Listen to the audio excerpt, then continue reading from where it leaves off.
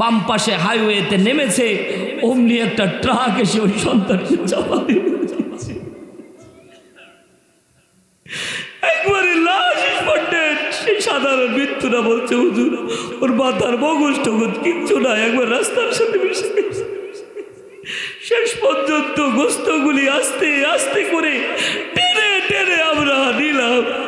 গোসল দেওয়ার কায়দা ছিল না হুজুর, জানাজা দিয়ে দাফন করা রয়েছে। এ আল্লাহর বান্দারা, কতদিন দুনিয়ার মধ্যে বাঁচবেন? এক সেকেন্ড তো এদিক সেদিক হবে না। আল্লাহ বলছে, আইনামা তাকুনু ইউদরিকুমুল মাউত ওয়ালাউ কুনতুম ফি বুরুজিম মুশাইয়্যিদা।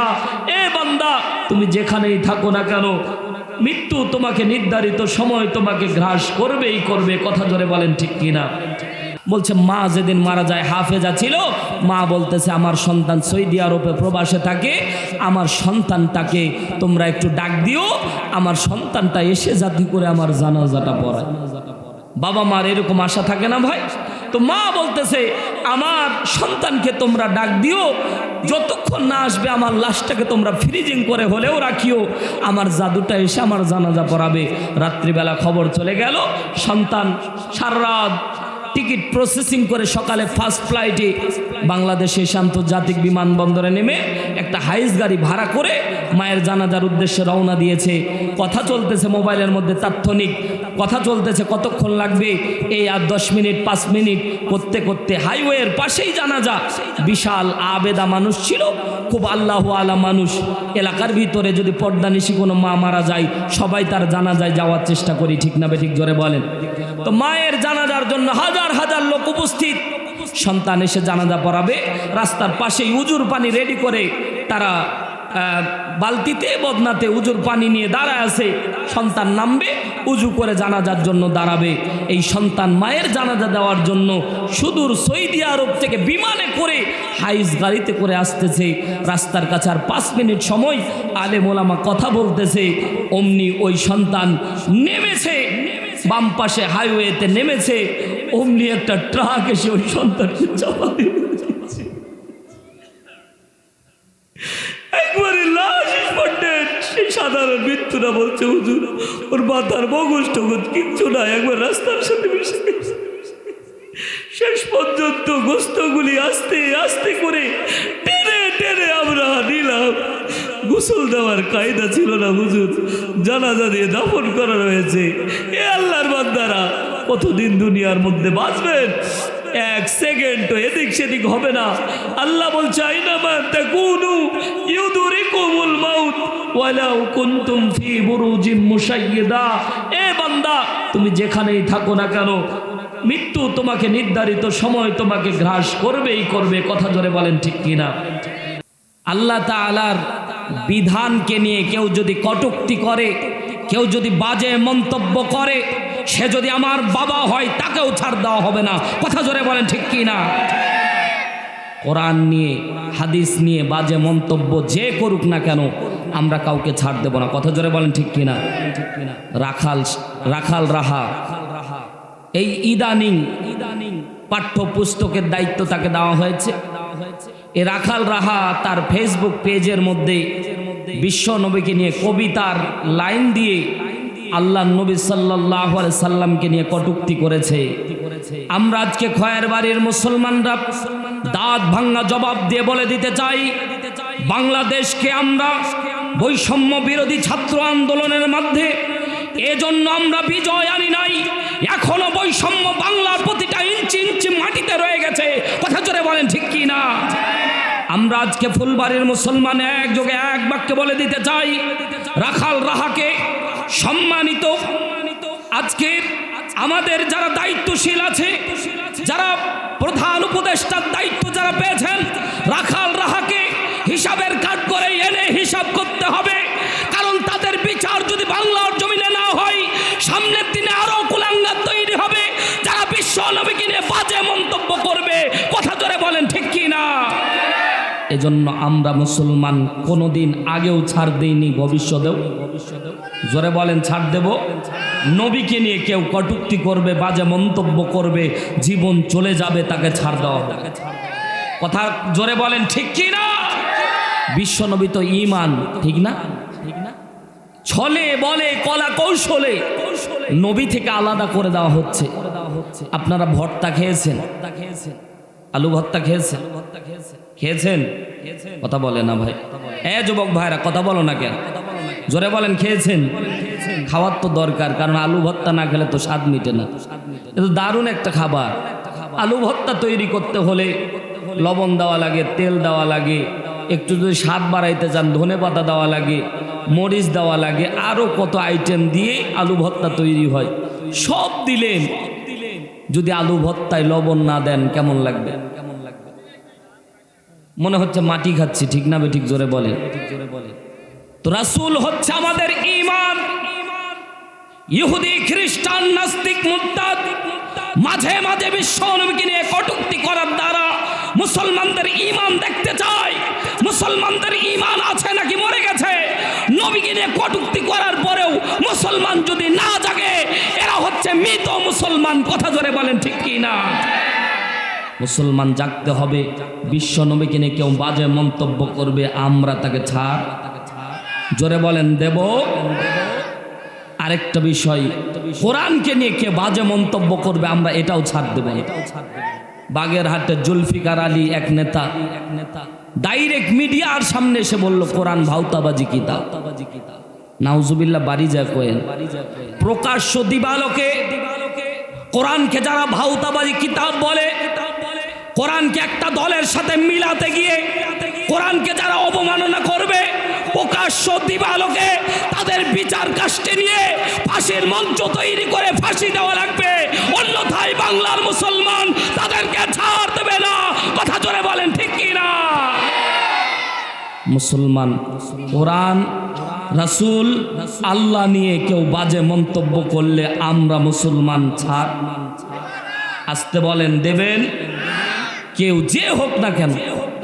আরেকটা কথা বলি আপনাদেরকে, কিছু জাতিগোষ্ঠী, কিছু দল আছে যারা নিজেদের স্বার্থ চরিতার্থ করার জন্য কোরআন নিয়ে, ইসলামী আন্দোলন নিয়েও বাজে মন্তব্য করে, আছে না নাই? এক বক্তা দেখলাম, নাম বললে তো ভাই বিপদ হয়ে যাচ্ছে। এক বক্তা দেখলাম ভিডিও আমার কাছে, প্রত্যেকটা কথার অথেন্টিক দলিল আছে। ইসলামী বিশ্ববিদ্যালয়ে লেখাপড়া করেছি, কিছু না হলেও তথ্যসূত্র নিয়ে কথা বলার অভ্যাস আমাদের আছে। প্রত্যেকটা রেফারেন্স আমার কাছে আছে। ডাইরেক্ট বলছে ইসলামী আন্দোলন করা জায়েজ নাই, কোনো সংগঠন করা যাবে না, ডাইরেক্ট বলতেছে।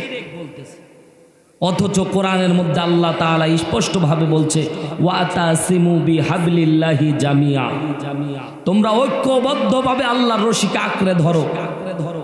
আল্লাহ তাআলা বলছেন আকিমুদ্দিন ওয়ালা তাতাফাররাকু ফি। এইরকম করে একটার পর একটা দলিল দিতে গেলে লম্বা সময় লাগবে। আল্লাহ তাআলা বলছে দিন কায়েমের ব্যাপারে মতপার্থক্য তৈরি করা যাবে। দাড়ি নিয়ে মতপার্থক্য থাকতে পারে, পাঞ্জাবের ঝোল নিয়ে মতপার্থক্য থাকতে পারে, বুকে হাত বাঁধবেন কিনা নাভির নিচে বাঁধবেন মতপার্থক্য থাকতে পারে, পাঞ্জাবের ঝোল নিয়ে মতপার্থক্য থাকতে পারে, আপনি আমিন জোরে বলবেন নাচতে বলবেন মতপার্থক্য থাকতে পারে। আন আকিমুদ্দিন, দিন কায়েম হওয়া লাগবে। এ ব্যাপারে কোনো মুসলমান মতপার্থক্য করতে পারে না। যারা বলে সংগঠন করা জায়েজ নাই, সংগঠন করে যারা হারাম ফতোয়া দেয়, এদেরকে জাতির সামনে চিহ্নিত করতে হবে। কথা বলেন ঠিক কি না? এক শ্রেণীর জাতি গোষ্ঠী অন্ধভক্ত হয়ে গেছে, অন্ধভক্ত হয়ে গেছে। আমি যখন কিছুদিন আগে একটা ভিডিওতে আমি কথা বলেছিলাম, রায়ান টিভিতে এই আলোচনাটা আছে। আমি যখন ডাইরেক্ট বলেছিলাম, সাথে সাথে আমাকে হুমকি দেওয়া হচ্ছে। আমি বলে দিতে চাই, কারো হুমকির পরোয়ানা হারুনুর রশিদ করে না। কোরআন থেকে কথা বলবো, হাদিস থেকে কথা বলবো। যদি আমার এজন্য জীবন দিতে হয়, জীবনকে বিলিয়ে দেব। বাতিলের কাছে আগেও মাথা নত করিনি, এখনো করব না। কথা জোরে বলেন ঠিক কি না? কেন বললাম অন্ধভক্ত জানেন? তাদের ভক্তবিন্দু এত বলতেছে আপনি ডাইরেক্ট সমালোচনা করতেছেন, অথচ তাদের গুরু মুজাফফর বিন মুহসিন ডাইরেক্ট বলতেছে যে যারা কোরআন হাদিসের বিপক্ষে কথা বলবে তাদের সমালোচনা করো, শুধু নফল না ফরজে আইন, তাদের মাসালা দিয়ে তাদেরকে মারতে হবে। কথা জোরে বলেন ঠিক কি না? ডাইরেক্ট কথা বলতেছে। মুসলমান, কান খুলে কথাগুলি শোনেন। নামাজ পড়বেন, রোজা রাখবেন, হজ করবেন, জাকাত দিবেন, ইসলামের সব রীতিনীতি মানবেন, ইসলামী আন্দোলনের বিরোধিতা করবেন, কোনো আমল আপনার কবুল করবেন না। বলেছেন কি? জোরে বলেন। দলিল নিয়ে যান মুসলমান। শুধু আল্লাহ বলেছে বলে চলে গেলে চলবে না। আল্লাহ রব্বুল আলামিন কোরআনের মধ্যে স্পষ্টভাবে জানায় দিচ্ছে। সূরা আলে ইমরান, বিশ্বাস না হলে কোট করে নিয়ে যাবেন। সূরা আলে ইমরান 85 নম্বর আয়াত আমার আল্লাহ তাআলা স্পষ্টভাবে জানায় দিচ্ছেন, ওয়া মান ইয়াবতাগি গায়রাল ইসলামি দীনান ফালান ইউকবালা মিনহু ওয়া হুয়া ফিল আখিরাতি মিনাল খাসিরিন। ইমানদারের মতো আওয়াজ তুলে বলতে হবে আল্লাহু আকবার। আল্লাহ রাব্বুল আলামিন বলছেন, কথা কার? জোরে জোরে সবাই বলা লাগবে। এই যুবক ভাইরা জোরে বলেন, কথা কার? আল্লাহ তাআলা বলছেন ডাইরেক্ট কথা, ওয়া মান ইয়াবতাগি গায়রাল ইসলামি দীনান ফালা ইউকবালা মিনহু। আল্লাহ তাআলা বলছে, দিন জীবন ব্যবস্থা হিসেবে কোরআনকে যদি তোমরা সাবমিট করতে না পারো, কোরআনকে যদি তোমরা মানতে না পারো, ইসলামী দিন কমপ্লিট ভাবে নিজের জীবনের মধ্যে আঁকড়ে ধরতে না পারো, ফালা ইউকবালা, মুজারে সিগা ইউকবালা। আল্লাহ বলছে কোনো আমল আমি গ্রহণ করছি না, করব না। কিয়ামত পর্যন্ত যত আমল করো আমি আল্লাহ কোনো আমল কবুল করব না। ওয়া হুয়া ফিল আখিরাতি মিনাল খাসিরিন। আর কিয়ামতের ময়দানে তোমাদেরকে ক্ষতিগ্রস্তদের কাতারে দাঁড় করায় দিব। এই মুসলমান, দুনিয়ার মধ্যে সফলতা বড় সফলতা নয়, পরকালীন সফল যারা হবে তারাই কেবলমাত্র সফল। কথা জোরে বলেন ঠিক কিনা? দুনিয়ার মধ্যে আপনি কষ্ট করে লাইফ লিড করে ঈমান নিয়ে যদি কবরের মধ্যে যাইতে পারেন, কবরটা আপনার জন্য জান্নাতের বাগান হবে। আর যদি ঈমান নিয়ে কবরে যাইতে না পারেন, ওই কবরটা আপনার জন্য জাহান্নামের টুকরা হয়ে যাবে। বিশ্বনবীর জলিল কদর সাহাবী বারা ইবনে আযিব রাদিয়াল্লাহু তাআলা আনহু বর্ণনা করে, মুসনাদে আহমদ 1852 নম্বর হাদিস। আমার আল্লাহ রাব্বুল আলামিন স্পষ্টভাবে বিশ্বনবীর দ্বারা বিশ্ববাসীকে জানায় দিচ্ছে। মুসনাদে আহমদ 1852 নম্বর হাদিস, আল্লাহর নবীর জলিল কদর সাহাবী বারা ইবনে আযিব রাদিয়াল্লাহু তাআলা আনহু বর্ণনা করে। মানুষ অনেক লম্বা হাদিস। আল্লাহর নবী সাল্লাল্লাহু আলাইহি সাল্লাম বলেন, মানুষ যখন মৃত্যুবরণ করে কবরের জিন্দেগিতে যায়, যারা ঈমানদার হয়ে মৃত্যুবরণ করবে তাদের কবরটাকে আল্লাহ জান্নাতের বাগান বানায় দেবে। আর যারা বেঈমান হয়ে মৃত্যুবরণ করবে আল্লাহ তাদের কবরটাকে জাহান্নামের টুকরা বানায় দিবে। এ মুসলমান, 2 নাম্বার পয়েন্ট, কথা শোনেন। কোরআন ভাউতাবাজির কিতাব না। যারা কোরআনকে ভাউতাবাজির কিতাব বলে চালায় দিবে, জাতির সামনে তাদেরকে শনাক্ত করতে হবে। এমনও কিছু নেতা আমরা দেখতে পাচ্ছি বাংলার জমিনে, কোরআনের মাহফিলে স্টেজে উঠে নবীর নাম পর্যন্ত বলতে পারে না। আছে না নাই? কথা বলেন না কেন? আপনারা কি দেখেন নাই? এমনও নেতা পাওয়া যায় 2 মিনিট ধরে তত করতেছে, অথচ নবীর নাম পর্যন্ত বলতে পারে না। কবরের মধ্যে যখন 3 নাম্বার প্রশ্ন করা হবে, সাথে সাথে কবরের মধ্যে 3 নাম্বার প্রশ্ন করা হবে। অনেকেই বলে হুজুর কোরআন নিয়ে রাজনীতি করতেছে। একটা জিনিস মাথায় ঢুকে না, রাজনীতি কি আর কোরআন নীতি কি, এটাই তো বুঝলাম না। কথা ধরে বলেন ঠিক কিনা? কবরের মধ্যে যে 3টা প্রশ্ন, 3টাই তো রাজনীতি, ঠিক না? মান রব্বুকা, তোমার রবকে আইন মেনেছো কার? কথা বলেন না কেন? এই জায়গায় আল্লাহ তাআলা দুনিয়ার কোনো হাবি জাবি নামাজ পড়েছ কিনা, রোজা করেছ কিনা, হজ করেছ কিনা, জাকাত দিয়েছ কিনা, আল্লাহ তাআলা প্রশ্ন করে না। আল্লাহ প্রথম প্রশ্ন করেছে মান রব্বুকা, তোমার রবকে। রব মানে হলো রবের স্বীকৃতি কিভাবে? সূরা আরাফ 172 নম্বর আয়াত। আল্লাহ রাব্বুল আলামিন আলমে আর রুহের জগতে যখন আপনি আমি ছিলাম, আল্লাহ তাআলা ডাকতে বলছে আলাস্তু বিরব্বিকুম, আমি কি তোমাদের রব না? সাথে সাথে বান্দা বলেছিল ক্বালু বালা, হ্যাঁ আপনি আমাদের প্রতিপালক। তামাম দুনিয়ার মানুষেরা চলে আসলো। আসার পরে দুনিয়ার মধ্যে আল্লাহকে সব জায়গায় মানে, কিন্তু রাষ্ট্র ক্ষমতায় আল্লাহর আইন দিয়ে বিচার ব্যবস্থা চলুক, এ ব্যাপারে যারা মতপার্থক্য তৈরি করে, যারা নিম্নগামিতা প্রদর্শন করে, আল্লাহর ভাষায় তারা মুমিন মুসলমান থাকতে পারে না। কথা বলেন ঠিক কিনা?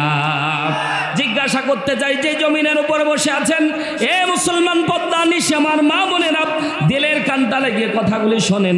যেই জমিনের উপর বসে আছেন জিজ্ঞাসা করতে চাই, জমিনের মালিক কি? আরো আসতে বলেন, সন্দেহ আছে নাকি?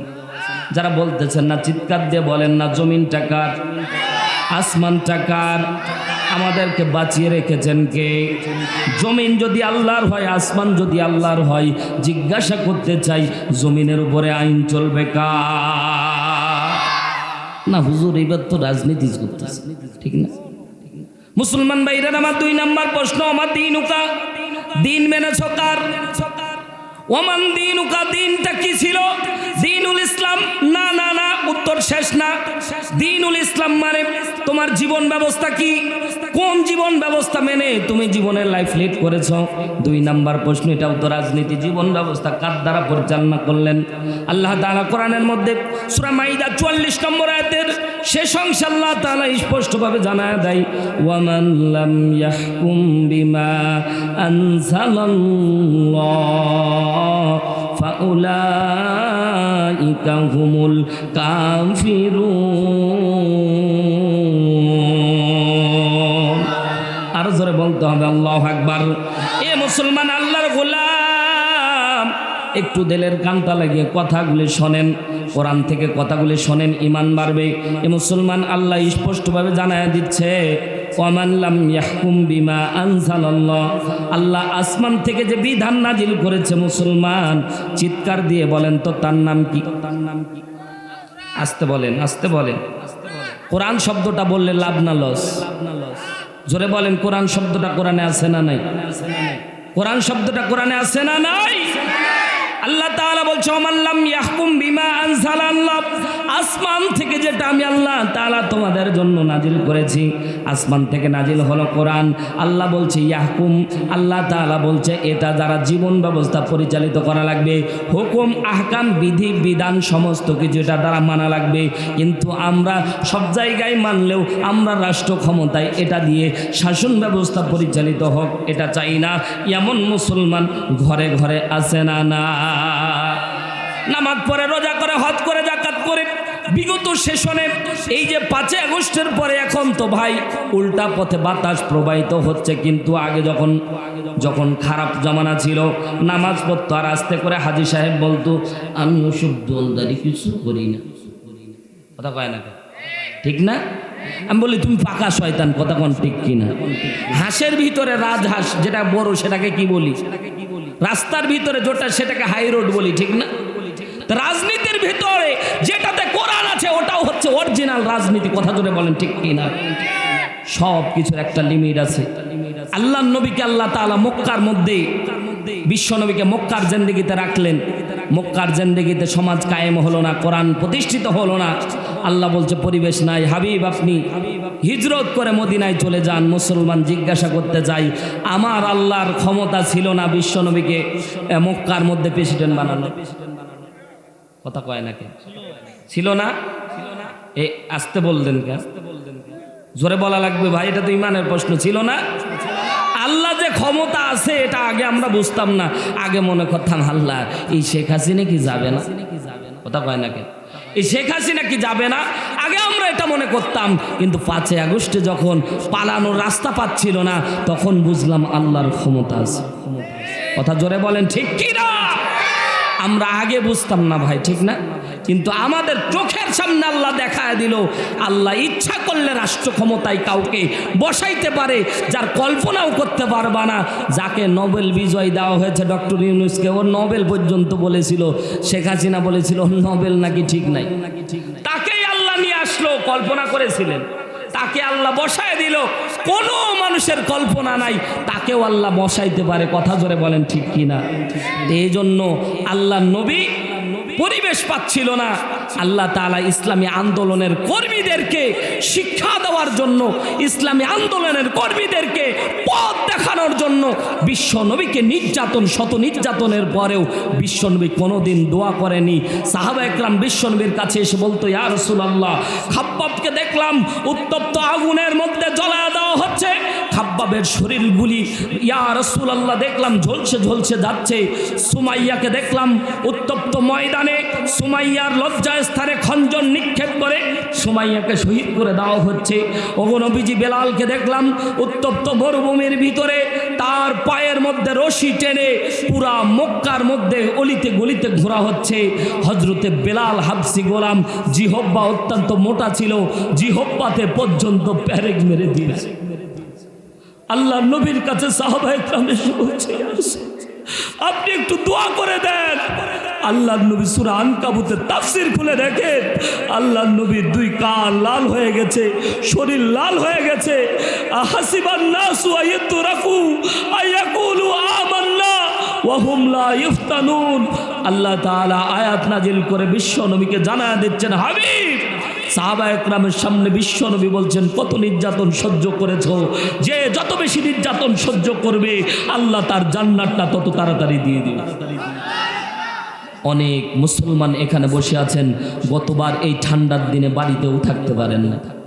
ঠিক না বেঠিক? জোরে বলেন, জোরে বলেন, ঠিক না বেঠিক? আল্লাহ তাআলা বিজয় দিয়েছে। বলতেছিলাম আল্লাহ নবীকে আল্লাহ তাআলা বললেন হিজরত করে চলে যান, মদিনা আপনার জন্য উর্বর ভূমি। মদিনার ভূখণ্ডে যায় আল্লাহ তাআলা ইসলাম কায়েম করে দেয় নাই, রক্ত দেওয়া লেগেছে। বদর, উহুদ, খন্দক পেরিয়ে একটার পর একটা যুদ্ধ দিয়ে সাহাবায়ে কেরাম রক্ত জমিনের মধ্যে লাল করে দিয়ে আল্লাহ বিজয় দান করেছে। ইসলামের পথ এত সহজ পথ না, এই পথ কণ্টকাকীর্ণ পথ, এই পথ বিপদ মুক্ত পথ না, এই পথ বিপদযুক্ত। কথা জোরে বলেন ঠিক কি না? চাকরি চলে গেছে, ব্যবসা করতে পারে নাই, কথা বলেন না কেন? পুরা মক্কার চিত্র বিগত 15 বছর গেছে। মক্কার মধ্যে সাহাবায়ে কেরাম ব্যবসা করতে পারত না। আল্লাহ তাআলা বললেন নবী হিজরত করে যান। আল্লাহ তাআলা বিশ্ব নবীকে বিজয় বেশে বিশ্ব নবীকে আল্লাহ মক্কার মধ্যে ফিরায় দিয়েছে। জোরে বলেন সুবহানাল্লাহ। বিশ্ব নবী আরেকটা বিষয় আপনাদেরকে ক্লিয়ার করে দেই, আমাদের আমিরে জামাত ডাইরেক্ট বলেছে আমাদেরকে এক এটিএম আজহারুল ভাইকে আমাদেরকে নিঃসন্দেহে মুক্তি দিতে হবে, না হলে তোমরা আমাদের নীরবতা দেখেছো, তোমরা পাহাড় দেখেছো, পাহাড়ের গর্জন দেখো নাই, তোমরা ইতিহাস দেখেছো, ইতিহাস পাল্টে দিব আমরা। এটিএম আজহারুলকে মুক্তি দিতেই হবে, দিতেই হবে, দিতেই হবে। কথা জোরে বলেন ঠিক কি না? আমরা আর 13টি বছর কষ্ট করেছে, আমরা 13 মিনিট আর দেখতে চাই না। কথা জোরে বলেন ঠিক কি না? আমরা বলে দিতে চাই এটিএম আজহার ভাইকে আমাদের মাঝে ফিরিয়ে দিতে হবে। অনেক স্বৈরাচার অনেকভাবে আমাদেরকে নির্যাতন করেছে। আমরা এই কলিজার টুকরা উত্তরবঙ্গের নেতা এটিএম আজহারকে এই বুদ্ধিজীবিকার কারাগারে দেখতে চাই না, আমরা মুক্ত করতে চাই। কথা জোরে বলেন ঠিক কি না? ইতিহাস থেকে দেখেন, আল্লাহর নবী হুদাইবিয়ার সন্ধি যখন হলো, আল্লাহর নবী সাল্লাল্লাহু আলাইহি সাল্লাম স্বপ্নে দেখলেন ওমরা করতেছেন। আল্লাহর নবী সাল্লাল্লাহু আলাইহি সাল্লাম চলে আসলেন সাহাবায়ে কেরামকে নিয়ে, 1400 সাহাবীকে নিয়ে আল্লাহর নবী হুদাইবিয়ার সন্ধির কাছে যখন গেলেন, হুদাইবিয়া যেই জায়গায় সন্ধি চুক্তি হয়েছিল ওই জায়গায় কাফেররা বিশ্ব নবীকে বাধা তৈরি করলেন। আল্লাহর নবী সাল্লাল্লাহু আলাইহি সাল্লামকে বাধা দেওয়া মাত্র আল্লাহর নবী সে জায়গায় তাবু গাড়লেন। হযরত ওসমান বিন আফফানকে আল্লাহর নবী দূত হিসেবে পাঠিয়ে দিলেন। ওসমানকে কাফেরেরা গুম করে নিয়ে বিশ্ব নবীর কাছে প্রচার করে দিল ওসমান হত্যা করা হয়েছে। আল্লাহর নবী সাল্লাল্লাহু আলাইহি সাল্লাম 1400 সাহাবীকে নিয়ে একটা গাছের নিচে বায়াতুল রিদওয়ান আল্লাহর নবী নিজে হাত দিলেন, সাহাবায়ে কেরাম 1400 সাহাবী হাত দিলেন এক ওসমানের জন্য। আল্লাহর নবী বললেন হয় ওসমানের রক্তের প্রতিশোধ নেব, না হয় মক্কা বিজয় করে ছাড়ব। এটিএম আজহারের জন্য হাজারো ইসলামী আন্দোলনের কর্মীরা জীবন দিবে, রাজপথে থাকবে, বাড়ি ফিরবে না। কে কে রাজি আছে? দুই হাত তুলে আল্লাহকে দেখা।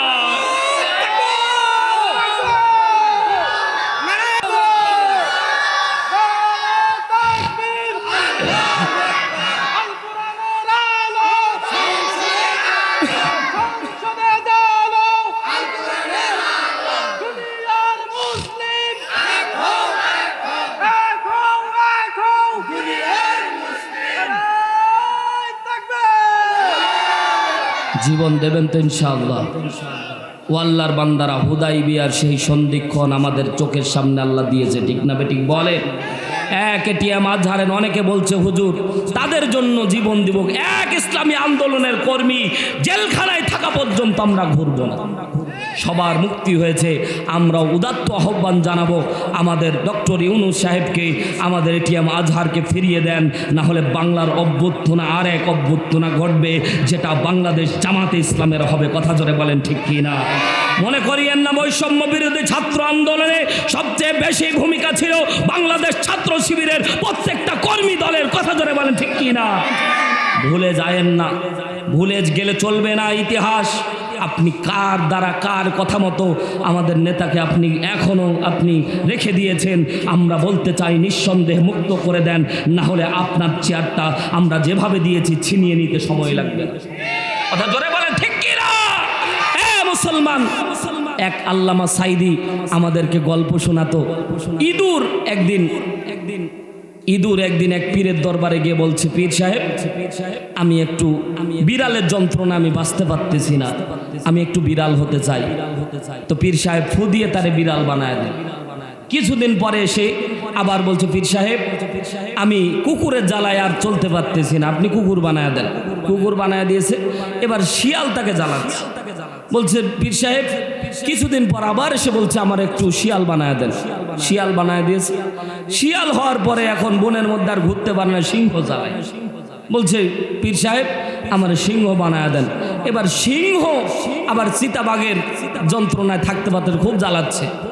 একটার পর এক জ্বালা সহ্য করে পীর সাহেবের পা ধরে এবার চুমু খায় আর বলে, পীর সাহেব শেষবারের মতো বলছি আমাকে চিতাবাঘ বানায় দেন। যখন চিতাবাঘ বানায় দিয়েছে তখন ওই চিতাবাঘ এবার দুই হাত এইরকম করে উঠাচ্ছে, বলছে আমার যখন চিতাবাঘ বানাইছেন প্রথম শিকার আপনারই করি। পীর সাহেব কয়, এ পাগল রে, যেই ফু দিয়ে তোরে ইঁদুর থেকে চিতাবাঘ বানাইতে পারলাম, ওই ফু দিয়ে তোরে আবার ইঁদুর বানাইতে সময় লাগবে। কথা জোরে বলেন ঠিক কি না? আমরা তোমাকে রাষ্ট্র ক্ষমতায় বসিয়েছি বলে মাথায় নাচব, সহ্য করবে না তাওহীদি জনতা। কথা জোরে বলেন ঠিক কি না? প্রয়োজন পড়লে আবার রক্ত দিব, আবু সাইদের মতো বুকের তাজা খুন জমিনের মধ্যে ঢেলে দিব। এটিএম আজহার ভাইকে মুক্ত করতেই হবে, করতেই হবে, করতেই হবে। কথা জোরে বলেন ঠিক কি না? রাগ করলেন? ইমান থাকলে কথাগুলি ভালো লাগবে। আর যদি মনে করেন মুনাফিকি চরিত্র থাকে, মনে করবেন যে হুজুর খালি চিল্লাচ্ছে। এমনি এই কণ্ঠ বজ্র কণ্ঠে আওয়াজ আসে না। মুসলমান যতদিন এই কণ্ঠ থাকবে ইসলামী আন্দোলনের গান গেয়ে যাব। জীবন যতদিন থাকবে কোরআন বিজয়ের কথা বলেই যাব। কথা জোরে বলেন ঠিক কি না? মুসলমান ভাইরা আমার, পর্দা নিশি আমার মা বোনেরা, কথাগুলি বোঝার চেষ্টা করবেন। একটা জিনিস মনে রাখবেন, কোরআন যদি প্রতিষ্ঠিত না হয়, আল্লাহ রব্বুল আলামিন কিয়ামতের ময়দানে কোরআন প্রতিষ্ঠার আন্দোলন যারা করবে না, কিয়ামতের ময়দানে হিসাব দেওয়া লাগবে। কোরআন যখন অপমানিত হবে, কোরআন যখন অবদলিত হবে, সূরা ফুরকান 30 নম্বর আয়াতে আল্লাহ রব্বুল আলামিন স্পষ্টভাবে জানায় দিচ্ছেন, দুনিয়ার মানুষেরা কিয়ামতের ময়দানে আল্লাহর নবী তোমাদের বিপক্ষে মামলা দায়ের করবে। এ মুসলমান জিজ্ঞাসা করতে চাই, আল্লাহর নবী যদি আল্লাহর সামনে মামলা দায়ের করে আপনি পার পাবেন? মামলা যেরকম দেয়, মামলার ধরন সেরকম হয়। এলাকার চৌকিদার যদি মামলা দেয় একরকম, এলাকার চেয়ারম্যান মামলা দিলে একরকম, এলাকার এমপি যদি মামলা দেয় একরকম, প্রধানমন্ত্রী যদি মামলা দেয় তাহলে তো খবরই নাই। কথা বলেন ঠিক কি না? আর প্রধানমন্ত্রীর উপরে যদি রাষ্ট্রপতি মামলা দেয় তাহলে তারও কথা থাকবে না, ফাইল পর্যন্ত দেখবে না, দেখবে সিল মারা আছে রাষ্ট্রপতির, অমনি যা বলেছে রাষ্ট্রপতি তাই হয়ে যাবে। এই মুসলমান আমার আল্লাহ রব্বুল আলামিন ডাকতে বলে, দুনিয়ার মানুষেরা নামাজ পড়েছো, রোজা করেছো, হজ করেছো, যাকাত দিয়েছো, দুনিয়ার মধ্যে সব কিছু করেছো, আমার কোরআন যখন অবদলিত হয়েছে, কোরআনের আন্দোলন প্রতিষ্ঠার জন্য যখন কাজ করে নাই, কোরআনকে রাষ্ট্র ক্ষমতায় প্রতিষ্ঠিত করার জন্য যখন কাজ করো নাই, কোরআনকে ভাওতাবাজির কিতাব বলে যখন চালিয়ে দিয়েছিলা, আল্লাহ রাসূল আজ থেকে 1500 বছর আগে এই কোরআনুল কারীমের মধ্যে স্পষ্ট সূরা ফুরকানের 30 নম্বর আয়াতে বলছেন, আল্লাহ তাআলা বনি আদমকে আল্লাহ তাআলা সতর্ক করে দেওয়ার জন্য আল্লাহ তাআলা বলেন ওয়াকালার রাসূলু ইয়া রাব্বি ইন্না কওমি ইত্তাখাযু হাদাল কুরআনা মাহজুরা। জোরে বলেন আল্লাহু আকবার। আল্লাহ রাব্বুল আলামিন কোরআনের মধ্যে স্পষ্টভাবে জানায় দিচ্ছেন ওয়াকালার রাসূলু ইয়া রাব্বি, রাসূল আল্লাহর দরবারে বলবেন হে আমার প্রতিপালক, ইন্না অবশ্যই আল্লাহ কোরআনের মধ্যে 6টা শব্দ ব্যবহার করেছে। জোরে বলেন কয়টা? 6টা শব্দ। ইন্না, আন্না, কান্না, লাকিন্না, লাইতালা, আল্লাহ, যেগুলো ব্যাকরণগত দিক দিয়ে হুরফে মুসাব্বাত বিল ফেল বলা হয়। এই কোরআনের মধ্যে এই 6টা শব্দ আল্লাহ যেখানেই ব্যবহার করেছে নিশ্চয়ই অবশ্যই অবিসম্ভাবী কথাটা বলেছে। মুসলমান ভাইরা আমার দিলের কানটা লেগে শোনেন, আল্লাহ রব্বুল আলামিন কোরআনের মধ্যে স্পষ্টভাবে জানায় দিচ্ছেন ইন্না অবশ্যই। আল্লাহ রব্বুল আলামিন বলছেন ওয়াকালা রাসূলু, হে আল্লাহ তাআলার দরবারে বিশ্বনবী ডাকতে বলছেন হে আমার প্রতিপালক, ইন্না অবশ্যই তাখাযু হাদাল কুরআনা মাহজুরা, যারা কোরআনকে ভাওতাবাজির কিতাব বলে চালিয়ে দিয়েছে, যারা কোরআনকে নিয়ে অপমানিত করেছে, যারা কোরআনকে অবদলিত করেছে, আমি তাদের বিপক্ষে আজকে তোমার দরবারে মামলা দায়ের করে দিলাম। আল্লাহ তাআলা সিল মেরে তাকে জাহান্নামী বলে ঘোষণা করে দিবে। এই জন্য ইমানদার নর নারী আপনারা যদি সাপোর্ট দেন সেই দলে, কিয়ামতের ময়দানে ওই সিলমোহর আপনার আমল নামায় মেরে দেওয়া হবে। যত আমল করেন না কেন সমস্ত আমল আল্লাহ নিষ্ফল করে দিবে। কথা বলেন ঠিক কিনা? মুসলমান ভাইরা আমার কথা বোঝার চেষ্টা করেন। আমি আপনাদের খেদমতে সূরা কাউসার থেকে 3টি আয়াতে কারিমা তেলাওয়াত করেছি। কোরআনের সবচেয়ে ছোট সূরার নাম কি? আর জোরে বলেন। সবচেয়ে ছোট সূরার নাম কাউসার। আল্লাহ রাব্বুল আলামিন বিশ্ব নবীর উপর মক্কা তদানীন্তন সময়ে শানে নজুল থেকে কথা বলতেছি, দিলের কানটা লাগিয়ে শোনেন। আল্লাহ রাব্বুল আলামিন কোরআনের মধ্যে স্পষ্টভাবে জানায় দেয় কোরআনকে যেই ঘটনাকে কেন্দ্র করে কোরআন নাজিল হয় সেটাকে শানে নজুল বলা হয়। আল্লাহ রাব্বুল আলামিন কোরআনের মধ্যে স্পষ্টভাবে জানায় দিচ্ছে তাফসীর আশুর। আল্লামা ইবনে আশুর রাহমাতুল্লাহ আলাইহি তিনি তার তাফসীর গ্রন্থের মধ্যে লেখে মক্কা তদানীন্তন সময়ে আল্লাহর নবী যখন দিনের দাওয়াত নিয়ে রিসালাতের দায়িত্ব নিয়ে মানুষের দ্বারে দ্বারে যাইত, তখন মক্কা তদানীন্তন লোকেরা আল্লাহর নবীকে তারা কষ্ট দিত দুইভাবে। জোরে বলেন কয়ভাবে? তাফসীর ইবনে কাসির, আল্লামা ইবনে কাসির রাহমাতুল্লাহ আলাইহি তিনি তার তাফসীর গ্রন্থের মধ্যে লেখে আল্লাহর নবীকে দুইভাবে নির্যাতন দেওয়া হতো। 1 নাম্বার শারীরিক নির্যাতন, 2 নাম্বার মানসিক নির্যাতন। বিশ্বনবীকে শারীরিক নির্যাতন করা হতো। আল্লাহর নবী যখন দিনের দাওয়াত নিয়ে যাইত সাথে সাথে কাফের মুশরিকেরা ছোট্ট ছোট্ট বাচ্চাদেরকে লেলিয়ে দিত কিংবা যুবকদেরকে লেলিয়ে দিত। পাথর নিক্ষেপ করে আল্লাহর নবীকে রক্তাক্ত করে ফেলা হতো। জোরে বলেন নাউজুবিল্লাহ। 2 নম্বরে আল্লাহর নবী যখন নামাজের মধ্যে থাকতেন আল্লাহর নবী সাল্লাল্লাহু আলাইহি সাল্লামকে উটের নারী ভরি চাপিয়ে দেওয়া হতো। আল্লাহর নবীকে এভাবে শারীরিক নির্যাতন করা হতো, মানসিক নির্যাতন করা হয়। আল্লাহর নবী যখন দ্বীনের কথা বলতেন, আল্লাহর নবী যখন কোরআনের কথা বলতেন, আল্লাহ তাআলা কোরআনের মধ্যে স্পষ্টভাবে জানায় দিচ্ছেন সূরা মাইদা 67 নম্বর আয়াত। আল্লাহ রাব্বুল আলামিন বলেন ইয়া আইয়ুহার রাসূলু বাল্লিগ মা উনজিলা ইলাইকা মির রাব্বিক। জোরে বলেন আল্লাহু আকবার। আল্লাহ রাব্বুল আলামিন কোরআনের মধ্যে স্পষ্টভাবে জানায় দিচ্ছে বিশ্ব নবীকে যখন রিসালাতের দায়িত্ব দিয়ে দেওয়া হলো, আল্লাহর নবী সাল্লাল্লাহু আলাইহি সাল্লাম রিসালাতের দায়িত্ব নিয়ে যখন মানুষের দ্বারা দ্বারা যখন ঘোরা শুরু করলো, আল্লাহর নবী সাল্লাল্লাহু আলাইহি সাল্লামকে মানসিক নির্যাতন করা হচ্ছে, টর্চার করা হচ্ছে। আল্লাহর নবীকে পাগল পাগল বলে গালি দেওয়া হয়। মুসলমান জিজ্ঞাসা করতে চাই, আল্লাহর নবীকে যদি পাগল বলা হয়, কোনো ভালো মানুষকে যদি পাগল বলা হয়, তার মনে আঘাত লাগে কি লাগে না? জোরে বলতে হবে, লাগে কি লাগে না? এই মুসলমান গভীর মনোযোগ দেন। পর্দা নিশি আমার মা বোনেরা, বিশ্ব নবীকে নিয়ে কেউ কটূক্তি করবে, একটা জিনিস মনে রাখবেন, নর এবং নারী হোক না কেন, একটা জিনিস মনে রাখবেন, বিশ্ব নবী সবাইকে শাফাআত করবে। জোরে বলেন সুবহানাল্লাহ। আল্লাহর নবীকে পাগল বলে যখন গালি দিত, আল্লাহর নবী মনের মধ্যে কষ্ট নিয়েছিল। একদিন হঠাৎ করে আল্লাহর নবী মনটা খারাপ হয়ে গেল। মানুষকে ভালো কাজের জন্য ডাকতেছি। এই যে আমার পাশে আছে হাফেজ আব্দুল্লাহ মামুন ভাই, মাদ্রাসা করে, এই যে তরিকুল ভাই মাদ্রাসা করেছে। এই কাজের বিরোধিতা অনেকেই করে, আছে না নাই? ভালো কাজ যখন করে তখন মানুষ তার বিরোধিতা করে, অথচ এই যে মাদ্রাসাগুলি এগুলো হচ্ছে দ্বীনের খাজানা। এই মাদ্রাসা থাকার কারণেই তো আলেম ওলামা তৈরি হচ্ছে। কথা বলেন ঠিক কিনা? যেই গ্রামে তাদের ভিতরে মাদ্রাসা থাকবে, আল্লাহ রাব্বুল আলামিন আসমান থেকে তাদের উপর রহমত বরকত নাজিল করে দেয়। জোরে বলেন না সুবহানাল্লাহ। নায়েবে নবীর উত্তরসূরিদের যারা বিরোধিতা করে, এদেরকে নিয়ে যারা কটূক্তি করে, স্বয়ং আল্লাহ রসুলকে গালি দেওয়া হয়, আল্লাহ রসুলকে কষ্ট দেওয়া হয়। জোরে বলেন না উযুবিল্লাহ। মুসলমান ভাইরা আমার, আল্লাহ নবীকে আনতা মাজনুন বলে, পাগল বলে যখন গালি দেয়, আল্লাহ নবী সাল্লাল্লাহু আলাইহি সাল্লামকে পাগল বলে গালি দেওয়ার কারণে বিশ্বনবীর মনের মধ্যে কষ্ট পেয়েছে। আল্লাহ নবী সূরাতুল কলম নাজিল করে আল্লাহ তাআলা 2 নম্বর আয়াতে আল্লাহ তাআলা স্পষ্টভাবে জানায় দিচ্ছেন, মা আনতা বিনিআমাতি রাব্বিকা বিমাজনুন। আল্লাহ রাব্বুল আলামিন বিশ্বনবীকে বলে দিলেন, মা আনতা বিনিআমাতি রাব্বিকা বিমাজনুন। হাবিব, তারা আপনার পাগল বলে গালি দেয়, কিন্তু আমি আল্লাহর নেয়ামতে, আপনি আল্লাহ তোমার রবের নেয়ামতে আপনি কিন্তু পাগল না। জোরে বলেন না সুবহানাল্লাহ। আল্লাহ বিশ্বনবীকে বলছেন, হাবিব, মানুষ আপনার পাগল বললে কি হবে, আপনি কিন্তু পাগল না। আপনার মতো চরিত্রবান লোক আর পৃথিবীতে কেউ আসেওনি, আসবে না। জোরে বলেন না সুবহানাল্লাহ। বিশ্বনবী সান্ত্বনা পেয়ে গেল, বিশ্বনবী আর কষ্ট নিচ্ছে না। মানুষ পাগল পাগল বলে গালি দিচ্ছে। একটা জিনিস মনে রাখবেন, যাকে আপনি গালি দিচ্ছেন সে যদি কিছু মনে না করে, তাহলে গালি কিছুদিন পর দেওয়া অটোমেটিক বন্ধ হয়ে যায়। ঠিক কিনা বলেন?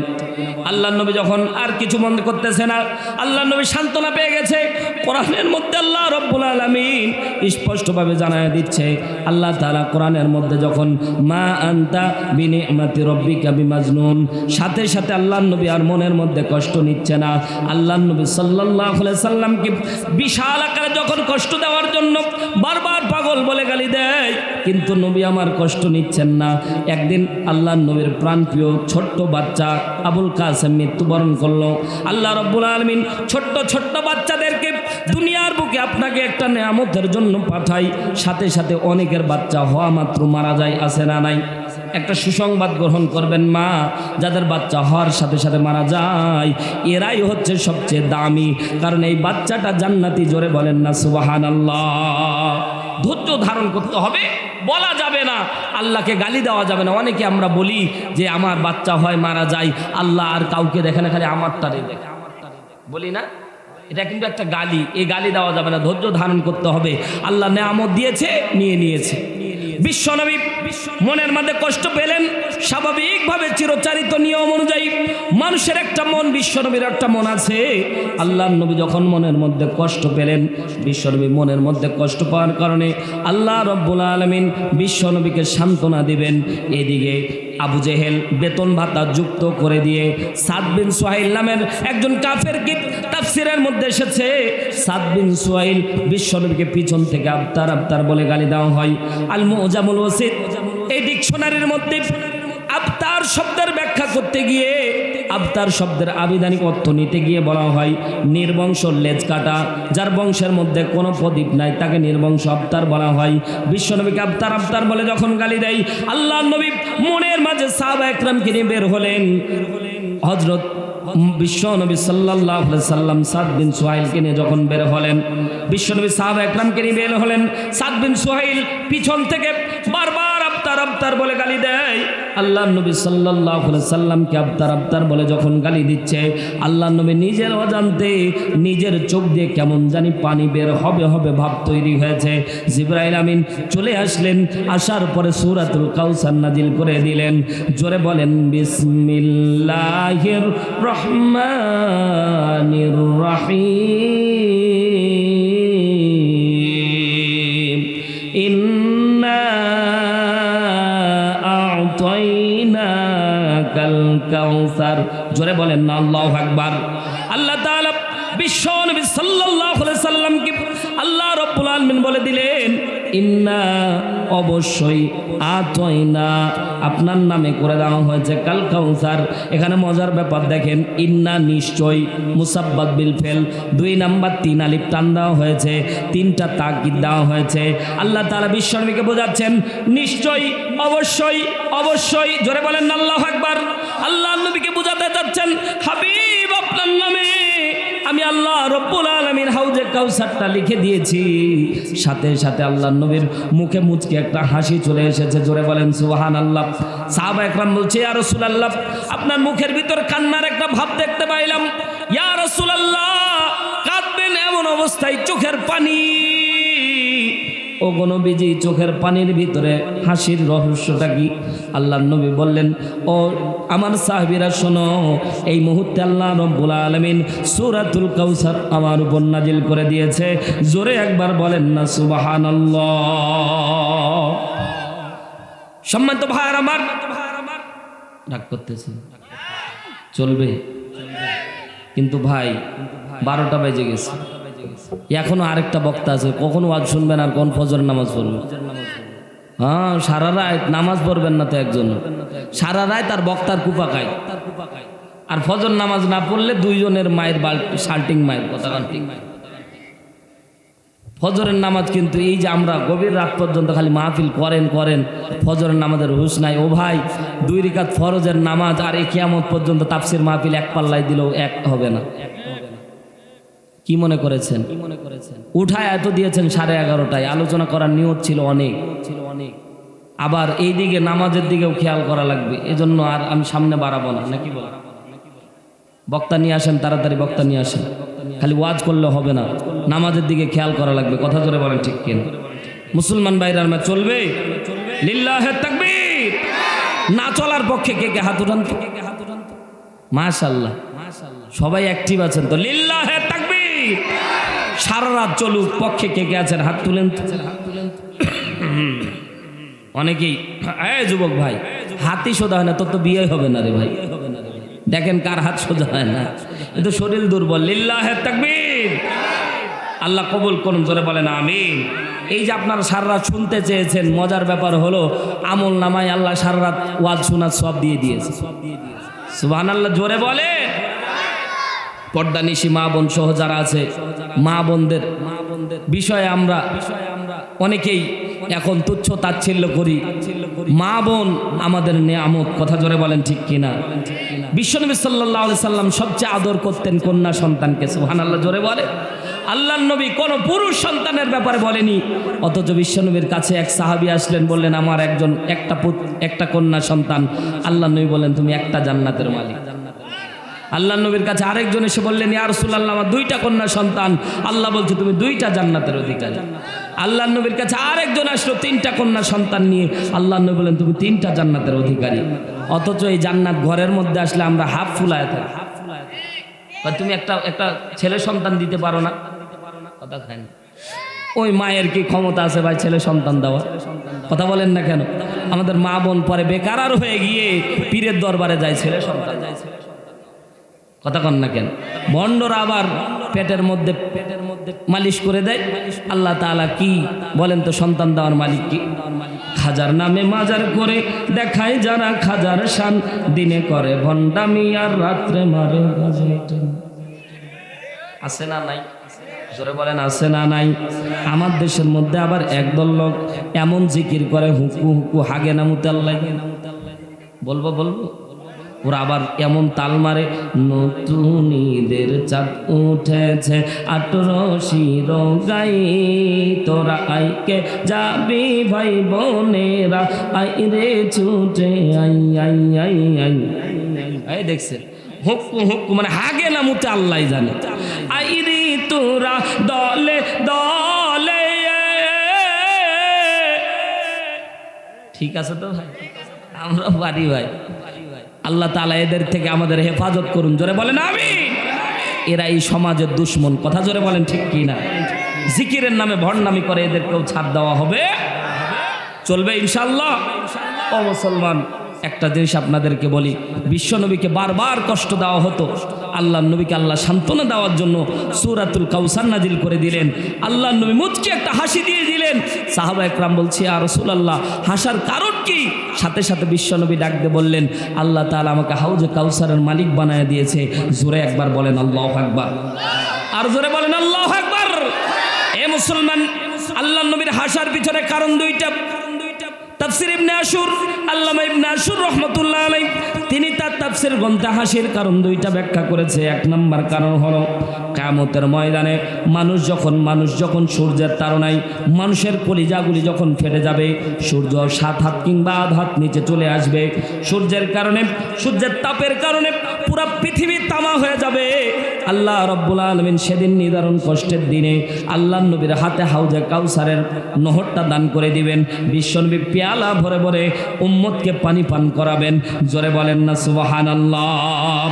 সেদিন যারা হাউজে কাউসারের পানি পান করতে পারবে, পদ্মা নিশি আমার মা বোনেরা দিলের কানটা লাগিয়ে শোনেন, সেদিন যারা হাউজে কাউসারের পানি এক পেয়ালা পান করতে পারবে তারা গ্রিন সিগন্যাল হয়ে জান্নাতের দিকে চলে যাবে। জোরে একবার বলেন না সুবহানাল্লাহ, আরো জোরে জবান খুলে বলেন সুবহানাল্লাহ। সে হাউজে কাউসারের মালিক, সে হাউজে কাউসারের দরকার আছে না নাই? 2 নম্বর কারণ, আল্লাহ নবী সাল্লাল্লাহু আলাইহি সাল্লামকে মেরাজের রজনীতে যখন 4টা নহর থেকে পান করানো হয়েছিল, আল্লাহ নবীকে মধুর নহর থেকে পান করানো হলো 1 পেয়ালা, দুধের নহর থেকে 1 পেয়ালা, পানির নহর থেকে 1 পেয়ালা, শরাবের নহর থেকে 1 পেয়ালা, 4টা নহর থেকে 4 পেয়ালা পান করলেন। আল্লাহ নবী ডাকতে বললেন, ভাই জিব্রাইল, স্বভাবগত দিক দিয়ে দুনিয়ার মধু মিষ্টি, তারপরে দুধ, তারপরে শরাব, তারপরে পানি। কথা জোরে বলেন ঠিক কিনা? লম্বা করা যাবে না, ব্যাখ্যা করলে মজা লাগতো, ব্যাখ্যা করার সময় নাই। মুসলমান পর্দা নিশি আমার মা বোনেরা, আল্লাহ নবী ডাকতে বলেন, ভাই জিব্রাইল, আমার কাছে পানির শরাব, পানির যে নহরটা, এটা দুধ, মধু, শরাবের থেকে বেশি মিষ্টি মনে হচ্ছে। জোরে একবার বলেন না সুবহানাল্লাহ। আল্লাহ নবী পেয়ালা পান করতেছিলেন আর মনে মনে চিন্তা করতেছিলেন, আল্লাহ, আমি একাই পান করব, আমার উম্মতেরা কি এই হাউজে কাউসারের পানি পাবে না? আল্লাহ তাআলা সেদিন উম্মতের নামে হাউজে কাউসার ওয়াকফ করে দিয়েছিলেন। জোরে বলেন সুবহানাল্লাহ। আজীবন কেঁদেছেন উম্মতেরই মায়ায়, আজীবন কেঁদেছেন উম্মতেরই মায়ায়, আলোর দিশা পেলাম আমি যে নামের ওসিলায়, সেই রাসূলকে কেউ গালি দিলে তার শানে কেউ কুতুষার টালে, বলো কি তা প্রাণে সয়, ব্যথা লাগে বড়, ব্যথা লাগে কলি যায়। কথা জোরে বলেন ঠিক কিনা? বিশ্বনবী 2টা কারণে হাসলেন। 1 নম্বর, সব উম্মতদেরকে পানি পান করাবেন। কিয়ামতের দিন যেদিন পানি পাওয়া যাবে না, সেদিন বিশ্বনবী পানি পান করাতে পারবেন। 2 নম্বর, আল্লাহর নবী উম্মতের জন্য যখন আল্লাহ তাআলা ওয়াকফ করে দিলেন, এই জন্য আল্লাহর নবী মুচকি একটা হাসি দিয়েছিলেন। জোরে বলেন সুবহানাল্লাহ। জিবরাইল আমিন হাসি দেখা মাত্র ডাক দিয়ে বললেন, নবীজি,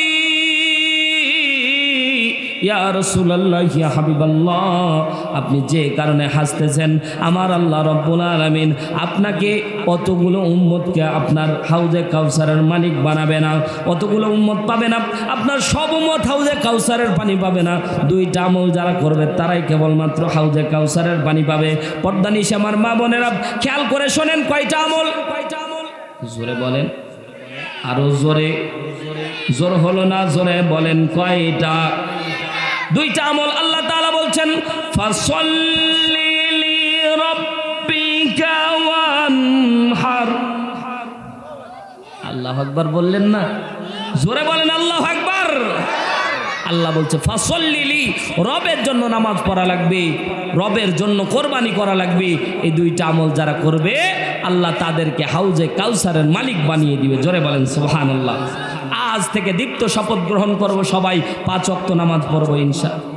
হাত উঠান, লিল্লাহে তাকবীর। নামাজ যারা পড়বেন তারা হাত উঠাবেন, নামাজ যারা পড়তে পারবেন না তারা হাত নামায় ফেলেন। 2-1 জন নামায় ফেললো। নামাজ পড়বো তো ইনশাআল্লাহ। হ্যাঁ যুবক, খিলখিল করে হাসতেছো আর বুকের মধ্যে হাত বেঁধে, কিরি তুমি হাত তুলো না, হাত তুলো। দাঁড়ায় আছে, এখনো পকেটে হাত দিয়ে দিখাছে। বাহাদুর সাহেব নাকি জমিদার সাহেব? নামাজ পড়বো তো ইনশাআল্লাহ। একটা মানুষ যদি আজকে নামাজি হয়, আজকের মাহফিল কবুল। সুবহানাল্লাহ জোরে বলেন। পর্দা নিশি মা বোনেরা, 1 নাম্বার আমরা কি করব? নামাজ পড়ো। 2 নাম্বার, ফাসাল্লি রব্বিকা ওয়ানহার, রবের জন্য কোরবানি করা লাগবে। নাহার শব্দটা ব্যাখ্যা করতে গিয়ে বলা হয় শারীরিক, মানসিক, আত্মিক তিনটা দিকে কোরবানি। জীবনটা আল্লাহ রাস্তায় দেওয়া এটা একটা কোরবানি, অর্থ সম্পদ আল্লাহ রাস্তায় দেওয়া এটাও একটা কোরবানি। জোরে বলেন সুবহানাল্লাহ। যারা এই কোরবানি স্যাক্রিফাইস করবে আল্লাহ তাদেরকে পরকালে হাউজে কাউসারের নহর দান করবে। জোরে বলেন সুবহানাল্লাহ। ভাই যত সম্পদ আছে কবরে নিয়ে যাওয়া যাবে না? কথা বলেন না কেন? জোরে বলেন নিয়ে যাওয়া যাবে না? কবর এমন একটা জায়গা যে জায়গায় মানুষ কোটি কোটি টাকার সম্পদ থাকলেও 3.5 হাত মাটি তার জন্য। ঠিক না বেঠিক? জোরে বল। যত দামি হোক না কেন, আপনাদের এলাকায় মনে হয় ল্যাপ তোষক দেয় না? বড় লোকের জন্য দেয় না? বরঞ্চ 3.5 হাত কাপড় পরিধান করে কবরের মধ্যে রেখে চলে আসে। ও ভাই, নিজ হাতে নিজের মায়ের লাশটাকে কবরে রেখে এসেছি, নিজ হাতে নিজের বাবার লাশটাকে কবরে রেখে এসেছি। এমন কে কে আছেন একটু হাত তুলেন তো। বাবা মা লাশটা কবরে রেখে এসেছেন, আল্লাহু আকবার। অনেকে আছেন। ও ভাই, আপনার সাথে আমি একটা কথা বলি, দেখেন তো মিলে কিনা। বাবার লাশটা যখন কবরে রাখতেছিলাম, আত্মীয় স্বজন আস্তে আস্তে করে বাঁশগুলি যখন দিচ্ছিল, মা বাবার ওই জাদুমাখা মুখটি দেখার জন্য বারবার মনটা ছটফট করতেছে। ঠিক না? বাবা মা কত আদর করে যত্ন করে আপনাকে আমাকে কষ্ট করে লালন পালন করে বড় করেছিল। এই বাবা মাকে যখন ঢেকে দিচ্ছিলেন অনেক কষ্ট লাগতেছিল। আপনি আমিও যেদিন মারা যাব আপনারা আমার রেখে দিয়ে আসবে। ঠিক না বেঠিক? জোরে বলেন। বাস্তব একটা 2 মিনিটের কথা বলি।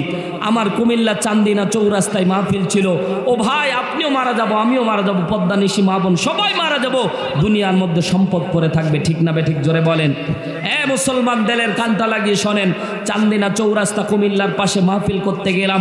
মাহফিলের পিছনে 2টা কবর, মা এবং সন্তানের। মাহফিল শেষ করে কমিটির ভাইয়েরা বলল, হুজুর একটু কবরটা একটু জিয়ারত করে দোয়া করে দেন। আমি বললাম কেমন কবর যে জিয়ারত করা লাগবে? সাথে বলল, হুজুর এই মাইয়াতের জন্যই আমরা মাহফিলের আয়োজন করেছিলাম। তো বললাম কেমন মাইয়াত? বলছে মা যেদিন মারা যায় হাফেজা ছিল। মা বলতেছে আমার সন্তান সৌদি আরবে প্রবাসে থাকে, আমার সন্তানটাকে তোমরা একটু ডাক দিও, আমার সন্তানটা এসে যাতে করে আমার জানাজাটা পড়ায়। বাবা মার এরকম আশা থাকে না ভাই? তো মা বলতেছে আমার সন্তানকে তোমরা ডাক দিও, যতক্ষণ না আসবে আমার লাশটাকে তোমরা ফ্রিজিং করে হলেও রাখিও, আমার জাদুটা এসে আমার জানাজা পড়াবে। রাত্রিবেলা খবর চলে গেল, সন্তান সারা রাত টিকিট প্রসেসিং করে সকালে ফার্স্ট ফ্লাইটে বাংলাদেশে আন্তর্জাতিক বিমানবন্দরে নেমে একটা হাইস গাড়ি ভাড়া করে মায়ের জানাজার উদ্দেশ্যে রওনা দিয়েছে। কথা চলতেছে মোবাইলের মধ্যে, তাৎক্ষণিক কথা চলতেছে কতক্ষণ লাগবে, এই আর 10 মিনিট 5 মিনিট করতে করতে হাইওয়ের পাশেই জানাজা। বিশাল আবেদা মানুষ ছিল, খুব আল্লাহ আলা মানুষ।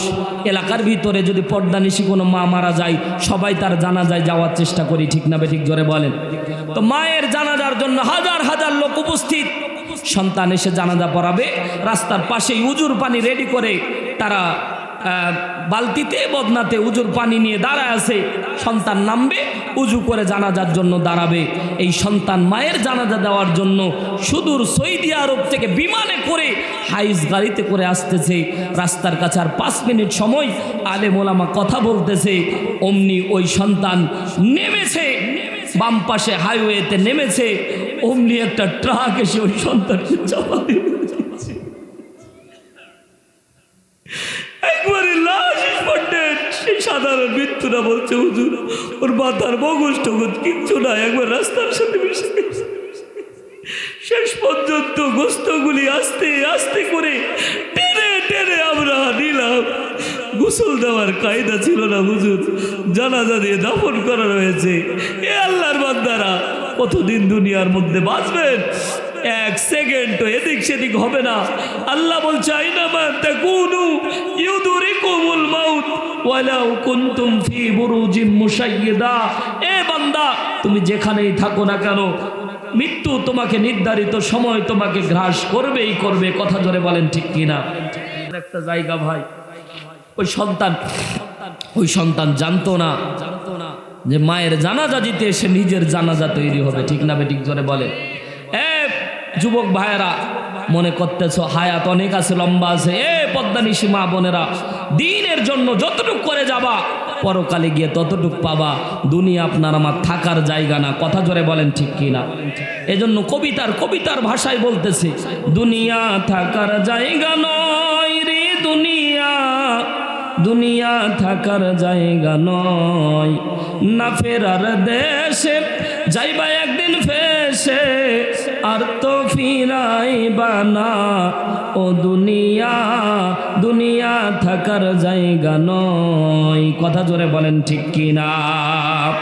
নাকের কাছে জীবন তোমার, মরণ ঘাড়ের পিছে, প্রাণ পাখি দিলে ফাঁকি, সবই তোমার মিছে। নাকের কাছে জীবন তোমার, মরণ ঘাড়ের পিছে, প্রাণ পাখি দিলে ফাঁকি, সবই তোমার মিছে। চোখ বুঝিলে একবার তুমি, হায় রে চোখ বুঝিলে একবার তুমি, আর তো ফিরা আইবা না। দুনিয়া থাকার জায়গা না, দুনিয়া থাকার জায়গা নয় রে দুনিয়া, দুনিয়া থাকার জায়গা নয়।